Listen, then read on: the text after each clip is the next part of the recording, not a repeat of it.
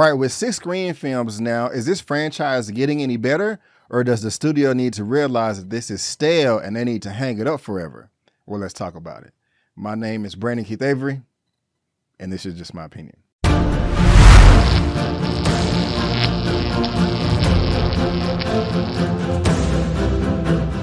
Hey, what's going on, everyone, and welcome back to another episode of Just My Opinion for Scream 6. And if this is your first time finding me and you happen to like the video, please give me a thumbs up and consider subscribing. Y'all, I can't believe it. We are now in the 6th film in this franchise, and I didn't really like part 4. I really didn't. It was annoying to me, but I did like part 5. And when they came out with part 6, I was saying to myself, I mean, damn, like how many of these things are they going to make? Then I found out that Neve Campbell wasn't going to be a part of it because of a salary dispute. I was like, I don't know if this is going to be good, but I still went into this film with mediocre expectations. I didn't even see a trailer for this movie, to be honest with you. Now, as far as the Scream franchise as a whole, I do like it for the most part, other than number 4. I mean, I've always been very entertained by this franchise. And so, like I said, my expectations were mid. Now, this is being directed by the same two that did the last one, Matt Bettinelli-Olpin and also Tyler Gillett. If we just scroll down here and look at their filmography just a little bit, like I said, they did the last Scream film and also Ready or Not. It's the exact same for the other gentleman right here. And I did like Ready or Not, and so they have a few good titles under their belt. But guys, before I talk about all my likes and dislikes, before I get into the nitty gritty, let me tell you exactly what this film is all about. In the next installment, the survivors of the Ghostface killings leave Woodsboro behind and start a fresh chapter in New York City. Well guys, the first thing that I like about this movie, and actually really liked, are the characters. We have the 2 main characters returning from the past. We have Tara, who is being played by Jenna Ortega, and also Sam, who is being played by Melissa Barrera. Going back to Miss Jenna Ortega, she is very popular right now in Hollywood. If we just scroll down and look at her filmography, she was a part of Wednesday that was on Netflix last year. I've heard nothing but good things about this franchise, but to be honest with you guys, I still have not seen it. I started it, but got sidetracked, and I still need to go back. But yes, she is back. She was also, of course, in the Scream movie that came out last year. She did a great job in that film. She did a great job in this film. And so that is one of the main things that I like. And also, like I said, Miss Melissa Barrera. I am not too familiar with her. Looking at her filmography, the only thing that I am aware of in her past was Scream. She was also in the Heights. I've heard great things about that as well, but I did not get a chance to see that. So if you are a big fan of Miss Melissa Barrera and Jenna Ortega, please let me know all of your thoughts down in the comment section below. But they are sisters in this movie, and I love the relationship that they have going on between each other. I understand where both parties are coming from. One wants to deal with the murders this way, the other one wants to deal with it a completely different way. And so they are clashing, they're having that sibling rivalry. And to me, I have a sibling myself. I don't have a sister, but I do have a younger brother. And I was able to relate to everything that these 2 women were dishing at each other on screen based on the relationship that I have with my brother. And like I said, I can see both sides to the equation, and I'm right there in the middle of how I would want to handle it myself. But these 2 were great on screen together. The acting that they were able to deliver was superb, and I really did enjoy their performance for the most part. What I also really like about this movie is how all of the other supporting characters and some of the extras, those characters that are just kind of stringing along in the background with random commentary, I like the way they are reacting to this whole situation when it comes to these sisters. I mean, think about it. I read in the synopsis that these characters went through a tragedy and they're trying to start a new chapter in New York City. But of course, if you are a part of the Ghostface killings, that is going to be national news, if not worldwide news. So can you just pick up and move to another city, another state, and act like nothing happened? No, there are going to be people that Google you. Of course, social media continues to be on the rise, and so there's pictures of videos of everybody everywhere, and people are going to want to know what really happened in Woodsboro. These 2 girls were a part of a string of murders, and now they're my neighbors. Do I want to be friends with them? Do I want to stay away? I like all of that, and I felt that was realistic too. And this may have been my favorite part of this movie, but I absolutely love how self-aware and meta this movie was. It doesn't care. It shoves it in your face, but at the same time, it seems organic. It seems natural, especially when you're in the 6th film in the franchise. If an event kept happening over and over and over again, I am going to study that in and out, especially if I'm in the middle of it. I don't want to be a victim. I want to be a survivor. And the way they addressed that, I thought was absolutely spectacular. And they're talking about sequels and requels and franchises and all of them. We got to follow the rules in this scenario. I felt all of that was perfect. I think a number of people criticized Scream 5 because they thought it was a bit too much, a little bit too on the nose, but I thought it was perfect. It was just the right of spices that this movie needed to make it as good as it was. And I also love, guys, the way they was able to link this film with all of the previous films. I've only seen Scream 4 once in theaters. I've only seen Scream 5 once in theaters. And the last time I saw Scream 1, 2, and 3, I was either in junior high or high school, and I barely remember all the details. I remember the important stuff, but all the details are a bit fuzzy to me. This film did a great job with actually, without being too much, of kind of summarizing what happened before. And it's natural. It is organic. It does flow naturally, and I like that. It is very easy to follow. They add just the right amount of flashbacks talking about the past, dialogues, name dropping of such, without it being too cluttered, and that is something that I loved about this film that stood out too. And I don't want to exaggerate here or just yell out a bunch of hyperbole on how brutal this film was compared to the other ones. But I know when I was watching this one, I was saying to myself, damn, this thing is bloody as hell. Like, these people are really crazy for stabbing these people this many times. I mean, my goodness, it is not that crucial. But according to Ghostface, it was. And man, this person was killing people, and it was brutal. There was no empathy. There was no sympathy. There was no remorse. It was just ridiculous. And of course, you had all of that in the previous films as well. But at the same time, I was watching this saying to myself, okay, this is super duper brutal. So if you just want to see a bunch of blood everywhere to just ridiculous amounts, this is right up your alley. And guys, there are so many twists and turns, especially with the beginning of this movie. It started out in the way that I wouldn't predict. And I'm like, wow, if you're doing that now, where are we going to go? How are you going to keep this fresh? And they still did, but I like that. There are so many different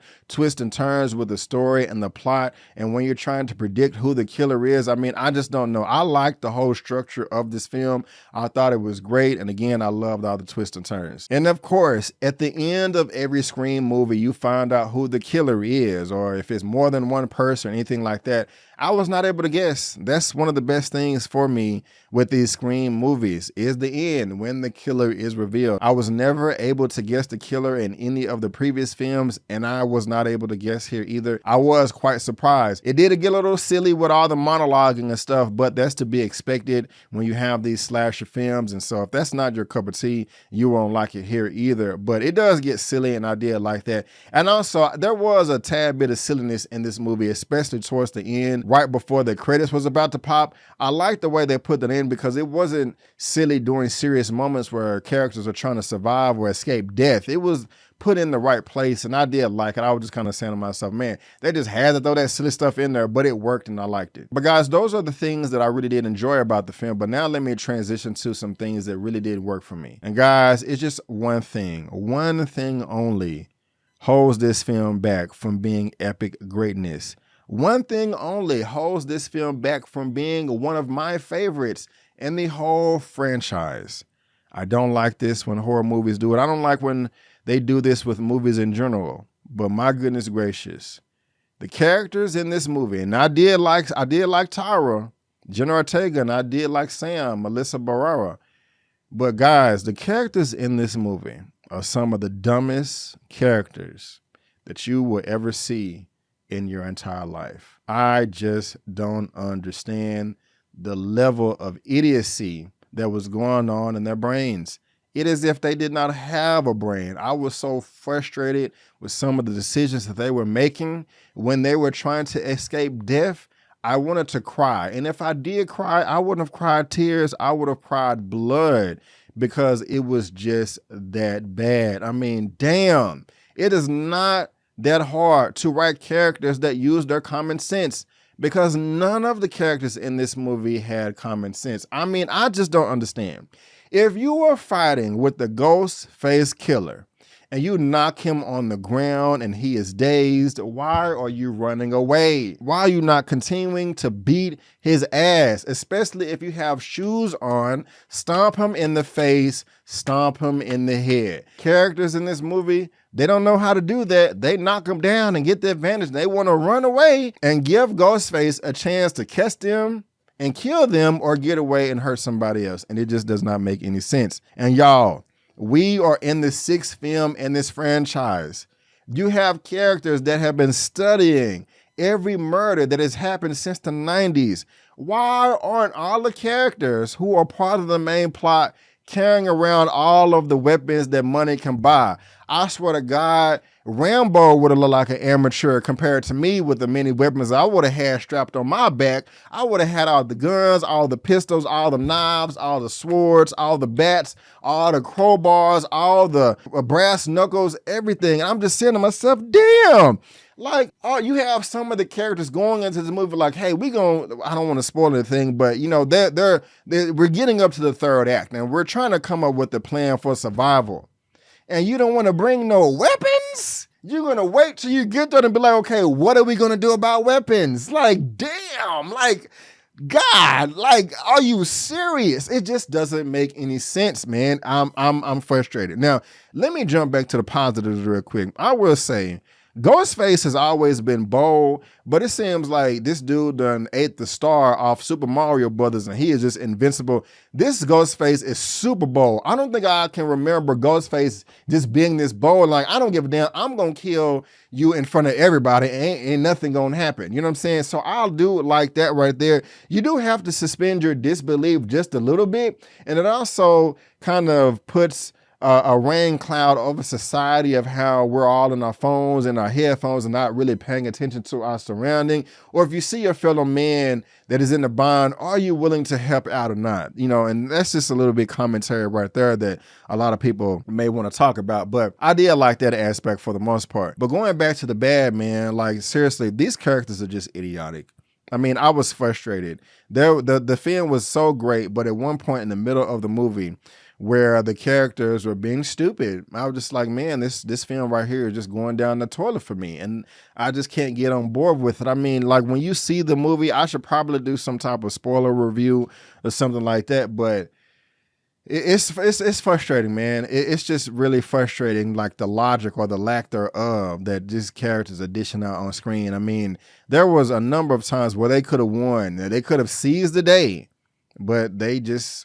I mean, at one point in time, man, it was 5 protagonists versus the killer. Now, I don't know about you, but if I know that a serial psycho killer is trying to kill me and I got 4 other peoples with me and it's only one of them, at most they getting one of us, but we finna jump their ass and monkey stomp his brains out. What do the characters do in this movie? You have to see it for yourself. Now, that's the only aspect that I didn't like, and it was very frustrating, but I got to be honest, y'all, I still have fun with it. I still have fun with it. And if I find out that they want to make more of these, I won't be mad. I'll check it out. You just got to do better with the characters. I mean, y'all, there was one scene in particular that you could have wrote common sense and still had the same outcome, but for some reason, y'all just didn't want to. I'll go ahead and give my rating for this at the very end, but for now, guys, that is just my opinion, and I want to thank you so much for tuning in. If you did enjoy this video, please go ahead and give me the thumbs up and subscribe to the channel, helping me reach my next milestone of 50,000 subscribers. If you do subscribe to the channel, guys, you're going to get movie reviews. Let me scroll up. Movie reviews, spoiler movie reviews, series reviews, a weekly movie news roundup show. I'm talking Bel Air Season 2. I'm talking Snowfall Season 6. And I got some trailer reactions and interviews for you as well, and some out-of-theater reactions. But guys, if I had to rate Scream 6 out of a 1 out of 10, I'm going to give it a 7 out of 10. I'm going to give it a 7 out of 10 because there was so much that I loved about this movie, and it could have been an easy fix with the characters and their dumb decisions. If you're going to make a Scream 7, please fix these mistakes and you'll have no problems. But yeah, I'm going to give this film a 7 out of 10. But guys, again, I just want to thank you so much for tuning in. And before you go, don't forget that my name is Brandon Keith Avery, and that's just my opinion. Peace.